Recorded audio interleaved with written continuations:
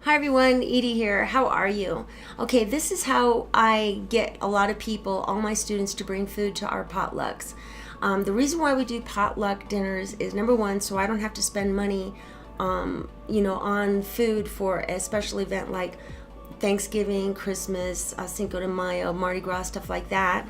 And I can take that money that I would have spent on food and purchase decorations. So instead of spending $100 on the food, I'll spend $100 on decorations. And we really try as best we can to go overboard on our decorations because it's fun. We put balloons on the ground. I'll show you a little video of that. And we try to decorate as much as we can the place because our place is so huge, it's hard to decorate. We also purchase a lot of lights to make it look like we've decorated the ceilings and stuff like that, just with the lights as an illusion. So anyway, I wanted to show you how I do these little cards. And these cards, I give one card to each student as they're holding pinkies. I have my instructors go around and hand out the cards to the students a week before the potluck. So while we're doing our announcements and while I'm talking about the potluck for the next week, hey everybody, we're gonna have a great St. Patrick's Day. It's gonna be awesome. We're gonna have tons of food. They start passing around these cards. And what these cards are is, like, for example, I was talking about St. Patrick's Day here. I have St. Patrick's Day card, and each one of these cards has a different picture of a different food item, okay? So I've already done all the work for you. All you need to do is just cut this out, download it, cut it out, and print it out, download it, print it out, cut it out, whatever, and give it to your students a day before your potlucks, okay? And our potlucks are really fun because everybody brings food. It makes them feel like they're part of something. On Valentine's Day, we don't have a regular potluck. We have a dessert potluck, and we have a chocolate fountain that we bought. In fact, we bought 3 of them. White chocolate, dark chocolate, and then another chocolate. And we put marshmallows in the chocolate and bread. I think somebody bought bread to put in the chocolate or something. I can't remember. Anyway, so instead of saying, oh, just bring a dessert, what we do is we say, bring a fruit dish, bring a cake, bring cookies, bring pudding. Because if not, everybody's just going to bring cookies, and then we're flooded with cookies. So we tell them specifically what to bring with a picture of it, okay? The next thing we have here is Halloween. We tell each person specifically what to bring.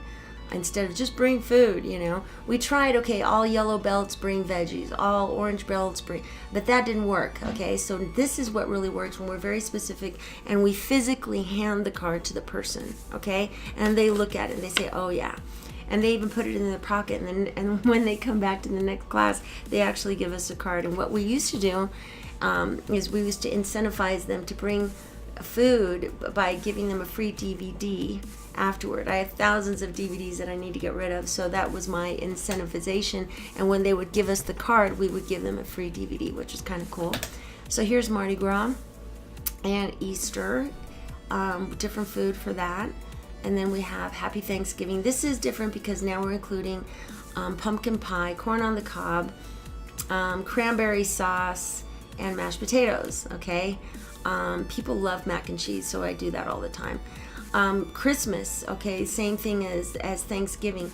For Christmas and Thanksgiving, we always provide the ham and the turkey. You can go to Costco and you can get a fully cooked ham and a fully cooked turkey that just kind of looks like this loaf of bread, and it's awesome. You just warm it up in the oven and you just serve it. It's great. It's better than, we used to actually roast a physical turkey in the oven where we teach, but it was just too much of a pain in the butt because then you had to carve it and then give it to everybody. It was just taking too much time. So now we just slice the turkey roll and we slice the ham roll, okay, for both Christmas and Thanksgiving.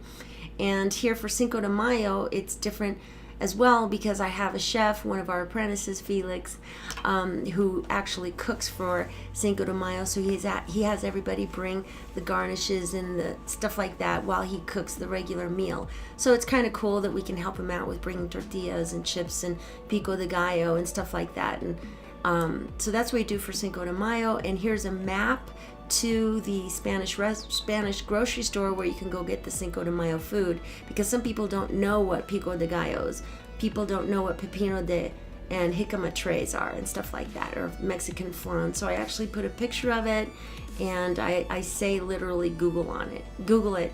So you guys are more than welcome to use this for your potlucks. Just make sure that you give each individual student one of these cards so that they remember to bring it the next week. When you do not do that, people don't bring food, and then you end up having to buy 3 pizzas, you know. The next thing I'm going to show you is where you can find this information.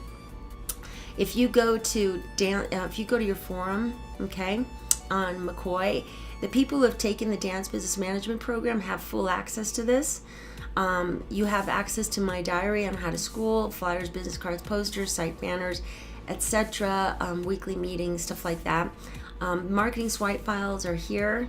And then master marketing swipe file which is on Google Docs, and here is the drive. And once you click on that drive, I've given you all access to all the marketing swipe files that I use here in Denver, Colorado, so you don't need to recreate the wheel again. You can just use our artwork.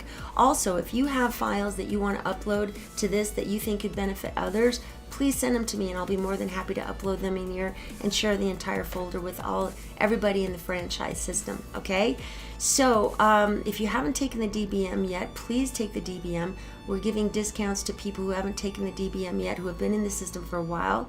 I have found that over the years, 100% of the time, that when you have not taken the DBM, your schools suffer. And people are always calling me and saying, Edie, I don't know what's wrong. I'm not getting students. They're not staying, blah, blah, blah.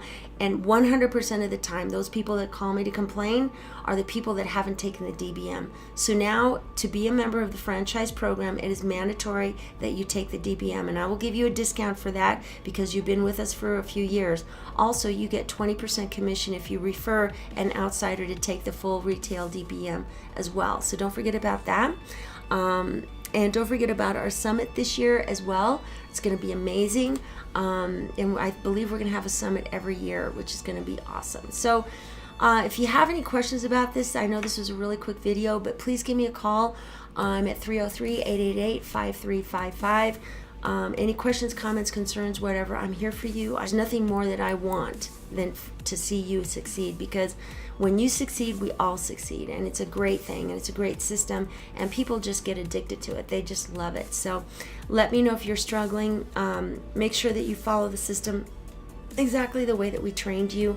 When you deviate from the system, when you start doing your own thing, your own style, pretty soon you're ball and chain to your school because you're the only one that's doing it, and you have to be able to replace and replicate yourself, and your apprentices are your most important asset on your team. Okay, so anyway, this is Edie the Salsa Freak signing out for today, and you guys have a great and prosperous and successful week. We'll see you later. Bye-bye.